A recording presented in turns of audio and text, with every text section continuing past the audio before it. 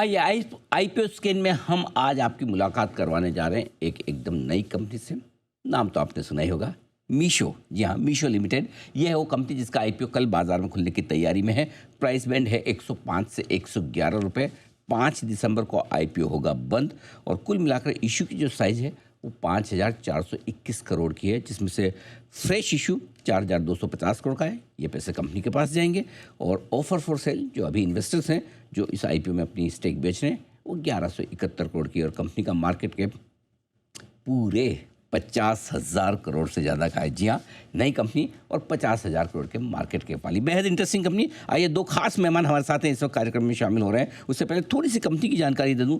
Meesho limited वैसे तो आप जानते पहचानते हैं कि ई कॉमर्स प्लेटफॉर्म कंपनी है, मार्केट प्लेस है ये, और देश भर में ऑर्डर प्लेस करने के मामले में और जो सालाना एक्टिव यूजर्स हैं उस मामले में देश की सबसे बड़ी ई कॉमर्स कंपनी है, ई कॉमर्स प्लेटफॉर्म है। इसमें 24 करोड़ से ज़्यादा इनके ट्रांजैक्टिंग कस्टमर्स हैं, 7 लाख से ज़्यादा इनके सेलर्स हैं जो इनके प्लेटफॉर्म पर रजिस्टर्ड है। किस किस तरह का कारोबार कंपनी करती है ये जानने की कोशिश करते हैं। आइए, दो खास मेहमान हमारे साथ हैं इस वक्त। विदित आत्रे साहब हैं, आप कंपनी के फाउंडर हैं, CMD हैं, CEO हैं। IIT दिल्ली से आपने बीटेक की डिग्री हासिल की इलेक्ट्रिकल में। ITC, इनमोबिटेक जैसी दिग्गज कंपनियों के साथ काम करने का विदित जी का बड़ा लंबा गहरा अनुभव है। और दिनेश बंसल साहब हैं हमारे साथ, जो कंपनी के CFO हैं। नवंबर 2021 से आप मीशो के साथ हैं। IIT बॉम्बे से आपने बीटेक मैकेनिकल में किया है, और साथ ही IIM अहमदाबाद से भी आपने post graduation diploma in management किया है। इसके अलावा नुओ, क्रिस कैपिटल, JP मॉर्गन जैसे दिग्गज संस्थानों के साथ काम करने का अनुभव दिनेश बंसल साहब का भी। आप दोनों का बहुत बहुत स्वागत है। आप दोनों मिलाकर भी लगता है मेरी उम्र के बराबर नहीं होंगे, और 50,000 करोड़ की कंपनी बना ली आपने। विदित जी, कैसे किया कमाल? हमने कंपनी 10 साल पहले स्टार्ट करी थी 2015 में। जी। संजीव और मैं 2 फाउंडर्स हैं जी। हम एक दूसरे को काफ़ी टाइम से जानते हैं। हाँ। IIT दिल्ली में साथ में पढ़े, सेम हॉस्टल, सेम डिपार्टमेंट। तो बहुत टाइम से डिस्कस करते थे कि क्या अगर कुछ करना है तो साथ में क्या करेंगे। और हम दोनों के रूट्स मतलब छोटे टाउन से हैं। तो संजीव झारखंड से है, मेरी मोस्ट फैमिली बोथ मेरे मॉम एंड डैड की साइड पे वेस्टर्न यूपी से हैं। तो हम जब बड़े शहर आते थे देखते सब ई कॉमर्स ऑनलाइन खरीद रहे हैं, ब्रांडेड इलेक्ट्रॉनिक्स, ब्रांडेड फैशन। जब हम वापस जाते थे तो कोई नहीं खरीद रहा है, ना कोई खरीद रहा है, ना कोई बेच रहा है। तो संजीव मैंने स्टार्ट किया कि यार हम यही गोल लेते हैं कि हम इंडिया में हर एक कस्टमर, हर एक बिजनेस, हर एक लॉजिस्टिक्स कंपनी तक ई कॉमर्स ले जाना चाहते हैं। ओके। तो इस एक सिंपल मिशन से हमने एक कंपनी स्टार्ट करी आज से 10 साल पहले कि ये कैसे किया जाए। और पिछले 10 साल में हमने एक के बाद एक अलग अलग इनोवेशन किए हैं ताकि ई कॉमर्स को हम भारत तक ले जा सकें। तो 10 साल पहले हमने देखा कि लोग क्यों नहीं खरीदते हैं, तो हमने रियलाइज़ किया लोगों के ऐप, फ़ोन पे सिर्फ एक ऐप होती थी, वो थी व्हाट्सएप। तो हमारा पहले 5-6 साल का जो इनोवेशन था वो था ई कॉमर्स को व्हाट्सएप पे लाने का। राइट। तो इंडिया में हर कोने कोने से लोगों ने पहली बार अपना एक ऑर्डर प्लेस किया व्हाट्सएप पे। जी। दूसरा हमने इनोवेशन किया, हमने देखा लोग इंडियन बिजनेसेस ऑनलाइन क्यों नहीं बेचते हैं। तो हमने देखा कि ऑनलाइन बेचने की बहुत कॉस्ट थी, बहुत कमीशन देना है, बहुत लॉजिस्टिक्स कॉस्ट, रिटर्न कॉस्ट। तो हमने सबसे पहली बार एक डिस्ट्रप्टिव बिजनेस मॉडल लॉन्च किया, जीरो कमीशन। तो इंडिया में छोटे से बड़ा बिजनेस पहली बार ऑनलाइन हमारे प्लेटफॉर्म पे आके बेचना स्टार्ट किया। 3 साल पहले हमने अपना खुद का लॉजिस्टिक्स प्लेटफॉर्म चालू किया, वैल्मो।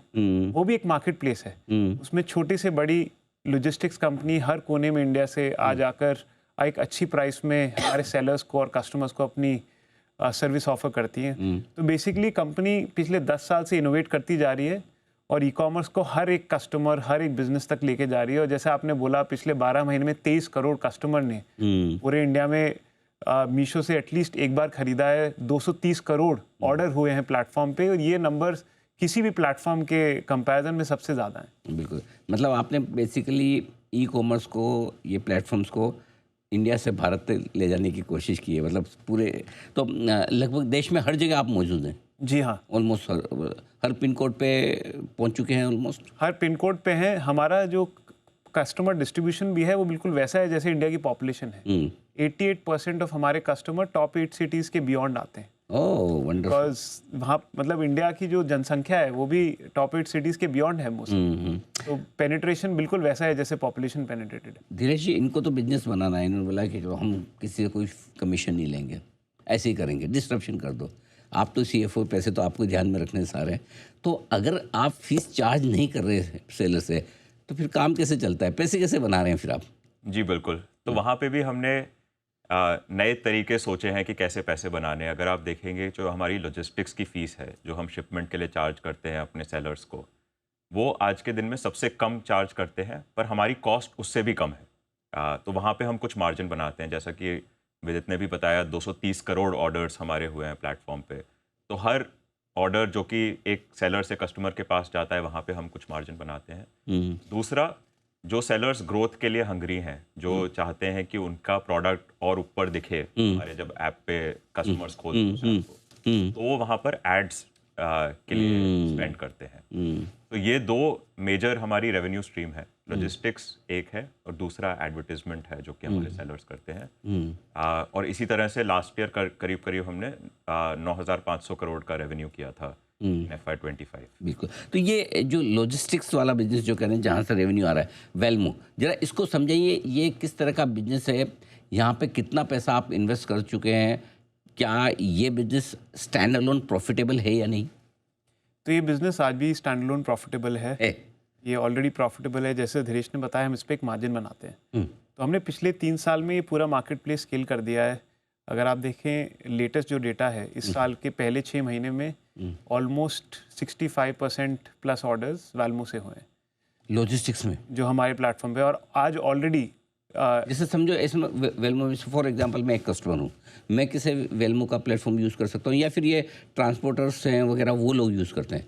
करेक्ट। तो क्या है कि वेलमो एक लॉजिस्टिक्स कंपनी है। तो बेसिकली क्या करते हैं हम, इंडिया में छोटे से बड़े, या तो आप ट्रकिंग कंपनी है, सॉर्ट सेंटर कंपनी है, लास्ट माइल डिलीवरी कंपनी है, आज आप वेलमो पे लिस्ट कर सकते हैं अपनी सर्विस।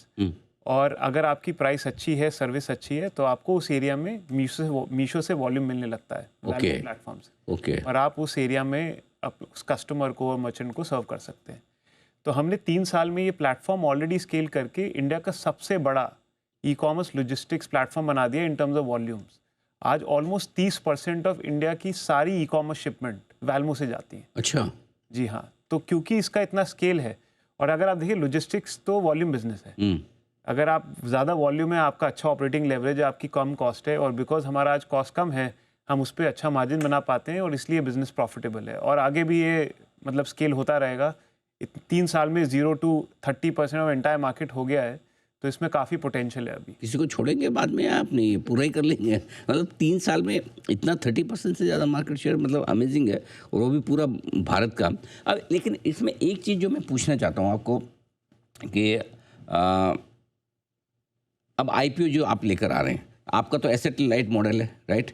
पैसों की आपको ज़्यादा ज़रूरत है नहीं, तो फिर ऑफर फॉर सेल में एक तो वो कौन से इन्वेस्टर से जो बेच रहे हैं, और दूसरा जो फ्रेश पैसा आपकी कंपनी में आ रहा है, उसका कैसे यूज़ करने वाले हैं? या तो जैसे कि आप जानते हैं कि जब भी कोई IPO होता है, तो सेबी रिक्वायर करता है कि 10% of the company at least IPO में आए। राइट। तो हमारा जितना भी फ्रेश इशू था, वो पूरा मिला के 10% तक नहीं पहुंच रहा था। अच्छा। तो हमारे कुछ शेयर होल्डर्स जिन्होंने बोला, मजबूरी में बेचना पड़ा है। एक तरह से, क्योंकि उन्होंने बोला कि हम बेचना नहीं चाहते, अगर 10% तक पहुंचना है तो हम जो भी 3-5% हमारी होल्डिंग है उसको बेच के वी विल रीच जो 10% मार्क है हमारा पूरा। जो हमारी IPO प्रोसीड्स हैं, जैसा कि विदित ने भी समझाया कि हमारा प्लेटफॉर्म पूरा एक टेक्नोलॉजी प्लेटफॉर्म है। यहाँ पे हमने कस्टमर्स के लिए, सेलर्स के लिए, लॉजिस्टिक्स पार्टनर्स के लिए अलग अलग टेक्नोलॉजी प्लेटफॉर्म्स बनाए हैं। और टेक्नोलॉजी प्लेटफॉर्म बनाने के लिए 2 चीज़ें चाहिए होती है। एक तो आपको सर्वर इंफ्रास्ट्रक्चर चाहिए होता है कि जहाँ पे आप अपना सब टेक्नोलॉजी होस्ट कर सकें। दूसरे आपको इंजीनियर्स चाहिए होते हैं, एंड स्पेशली जो हम AI में इन्वेस्टमेंट करते आ रहे हैं और आगे भी करते रहेंगे, उसके लिए हमें बेटर टैलेंट की हमेशा ज़रूरत रहेगी। तो ये 2 मेन हमारे यूज़ ऑफ प्रोसीड्स हैं। इसके अलावा ब्रांड बिल्डिंग और मार्केटिंग के लिए भी हम कुछ स्पेंड करेंगे ताकि हम अपने कस्टमर बेस को और बढ़ा सकें। और चौथा है कि हम जनरल कॉर्पोरेट पर्पस या फिर इनऑर्गेनिक एक्विजिशंस भी देखेंगे जो हमारे मिशन के साथ अलाइंड है, कि जो और भारतीयों को हमारे साथ जोड़ सकें। कस्टमर्स हो गए, सेलर्स हो गए, लॉजिस्टिक्स पार्टनर्स हो गए। तो ये 4 हमारे यूज़ ऑफ प्रोसीड्स हैं IPO से। विदित जी देखिए, आप फर्स्ट जनरेशन एंटरप्रेन्योर है, यंग है, डायनामिक है, एक अलग थॉट से आप ऐसी वर्ल्ड क्लास कंपनी बना रहे हैं। लेकिन जनरली इन सारे स्टार्टअप्स जो यूनिकॉर्न बन रहे हैं उनमें हमें एक ही समस्या दिखती है कि ये प्रॉफिट कब बनाएंगे। तो अभी तक आपकी कंपनी को भी प्रॉफिट बनाना बाकी है। जो डेटा मेरे पास में है, EBITDA लेवल पे भी आप लॉस में है और नेट लेवल पे भी। तो हमारे prospective investor, I am sure कि आप फ्यूचर गाइडेंस तो नहीं दे सकते, लेकिन एक आइडिया आप ये बताएं कि किस तरह से कंपनी प्रॉफिटेबिलिटी के पाथ पे आगे विजन लेके चल रही है। और दूसरा है कि फिर जब हमारे पास में प्रॉफिट नहीं तो हम आपकी कंपनी को वैल्यू किस पैरामीटर पे करें, वैल्यूशंस आपके कैसे देखने चाहिए वो भी समझाइए। आई थिंक सबसे इम्पॉर्टेंट बात यह है कि अगर आप देखें कोई भी बिजनेस, उसकी वैल्यूएशन होती है net present value of all future cash flow. Correct, not future EBITDA, Right. But future cash flow. तो हम अपने बिजनेस में फ्यूचर कैश फ्लो का ही मेट्रिक देखते हैं, ऑप्टिमाइज करते हैं, उस पर फोकस करते हैं। अगर आप देखें पिछले 2 साल, दोनों साल में हम फ्री कैश फ्लो पॉजिटिव हैं। लास्ट ईयर में अगर FY25 देखें तो हमारा फ्री कैश फ्लो टोटल मिला के 1000 करोड़ से ज़्यादा, 1031 करोड़। और अगर मैं इंटरेस्ट इनकम भी हटा दूँ तो भी ऑलमोस्ट 600 करोड़ का फ्री कैश फ्लो है। और हमारे बिजनेस में कोई कैपिटल इन्वेस्टमेंट नहीं है, तो हम डेट फ्री है, कोई कैपिटल इन्वेस्टमेंट नहीं है, because completely asset light model है। तो हमें लगता है कि जो बेस्ट मेट्रिक है प्रॉफिटेबिलिटी को ऑप्टिमाइज करने के लिए वो फ्री कैश फ्लो है। तो हम आगे भी इसी को ऑप्टिमाइज करते रहेंगे, इसी को स्केल करते रहेंगे वाइल मेंटेनिंग ग्रोथ। क्योंकि अभी भी अगर आप देखें इस लास्ट 6 महीने में भी हमारे ऑर्डर्स 53% से ग्रो करें ईयर ऑन ईयर। तो ये मार्केट अभी भी बहुत फास्ट ग्रोइंग मार्केट है। तो हम चाहते हैं कि इसको हर एक कस्टमर तक, हर एक बिजनेस तक लेके जाएं, और ये करते टाइम हम अपना फ्री कैश फ्लो और बढ़ाते रहें। इस पे हमारा फोकस है। लेकिन कैश फ्लो की जो आप बात कर रहे हैं विदित जी, वो भी आप देखिए 2023 में नेगेटिव था, 24-25 दोनों आपके पॉजिटिव गए।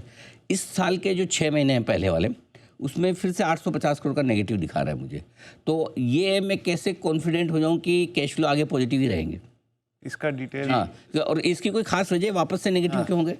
हाँ जी, तो इस साल के शुरुआत में हमने एक रिस्ट्रक्चरिंग किया था। हम पहले यूएस में हेडक्वार्टर हुआ करते थे। अच्छा, ओके। उसके बाद हमने इंडिया में अपनी एंटिटी को लेके आए, मर्जर किया वो यूएस और इंडिया एंटिटी का। उससे रिलेटेड और जो भी उसके रिलेटेड रिस्ट्रक्चरिंग रिलेटेड एक्सपेंसेस थे वो हमने कुछ इस साल में भी पे किए हैं first half of the year में। तो अगर आप उसको एक्सक्लूड कर देंगे, सितंबर से पिछले 12 महीने का भी देखेंगे तो भी हमारा फ्री कैश फ्लो करीब करीब 1000 करोड़ प्लस रहा है। ओके। सो ये आई थिंक रीजनिंग हमने एक्सप्लेन भी करने की कोशिश की और आपके माध्यम से भी बताना चाहेंगे। ठीक बात है, फेयर इनफ। विदित जी, आपने शुरुआत की व्हाट्सएप के जरिए एक प्लेटफॉर्म बनाकर, फिर आपने अपना पूरा ई-कॉमर्स प्लेटफॉर्म बना लिया, प्रोडक्ट्स भी आप अलग अलग लेके आए, लॉजिस्टिक ठीक लगा वो भी कर लिया।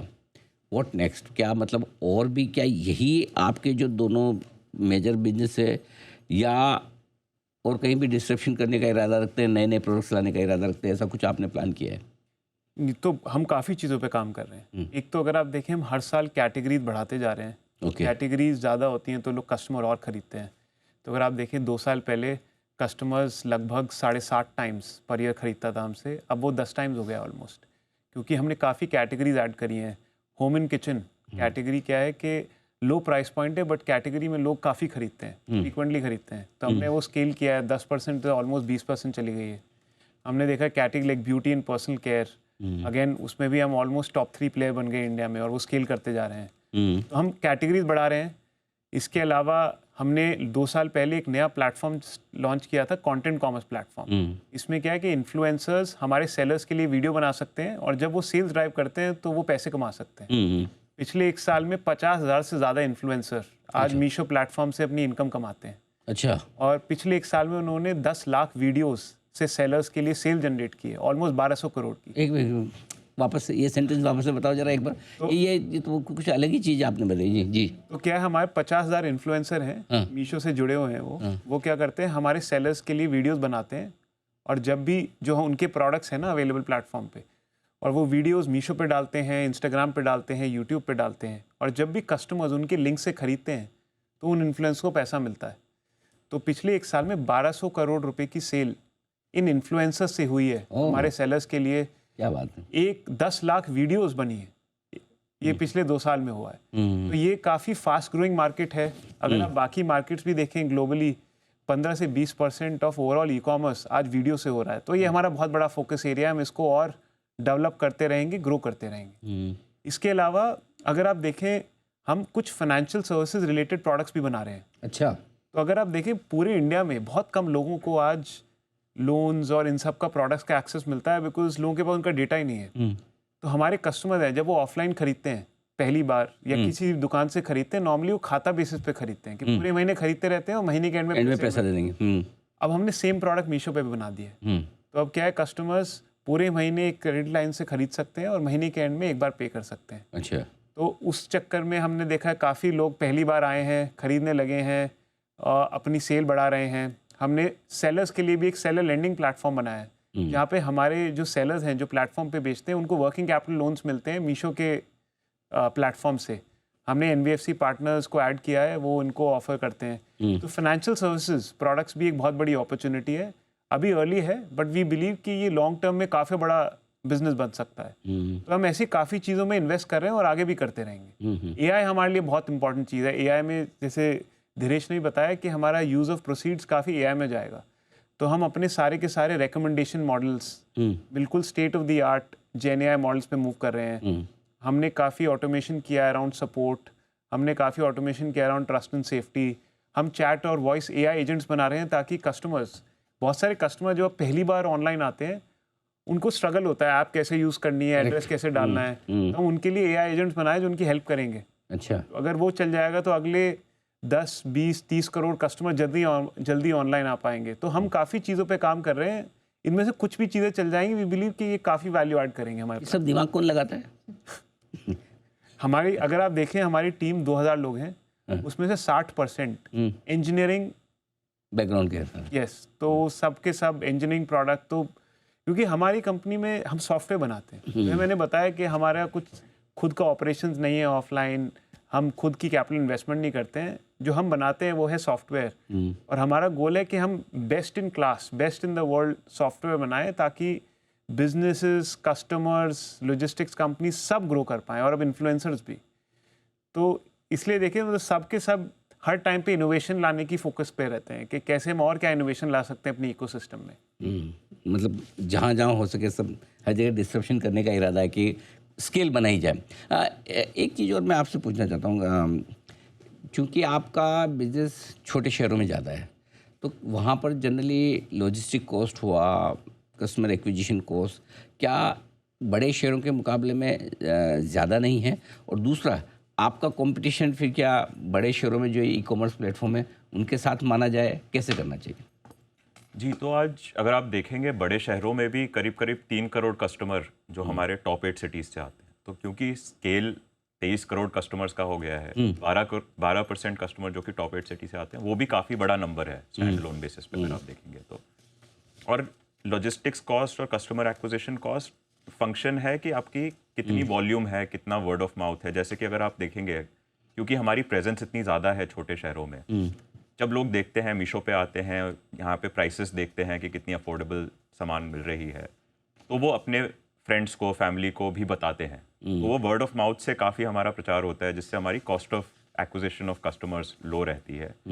और लॉजिस्टिक्स हो गया तो वहाँ पे भी हमारी जितनी वॉल्यूम है उतनी वॉल्यूम किसी की नहीं है, और लॉजिस्टिक्स कॉस्ट वॉल्यूम का गेम है। तो जब वॉल्यूम ज़्यादा होती है इन शहरों में, तो हमारी लॉजिस्टिक्स कॉस्ट भी धीरे धीरे कम होती जाती है साल दर साल।